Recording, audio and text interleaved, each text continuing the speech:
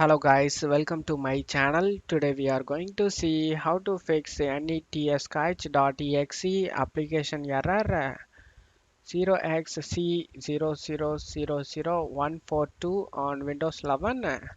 Let's fix it guys. The first solution is to repair and reset quick share.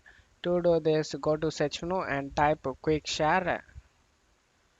And you just need to right click on the quick share and select the app settings.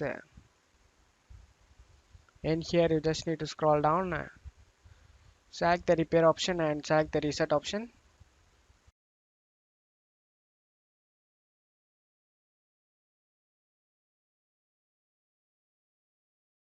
After getting done, you just need to close stuff here and check if the problem solved or not.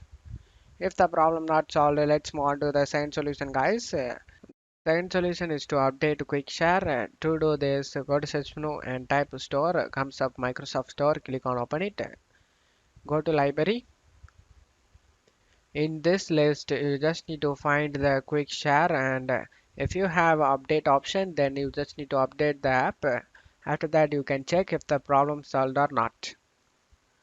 If the problem not solved, let's move on to the third solution guys. The third solution is to uninstall quick share. Quick share is actually causing this error, so uninstalling quick share can resolve the issue. To do this, go to search menu and type quick share. You just need to right click on it and select uninstall. Select uninstall again. After uninstalling the quick share, you just need to go ahead and restart your PC. After restarting your PC, your problem should be fixed.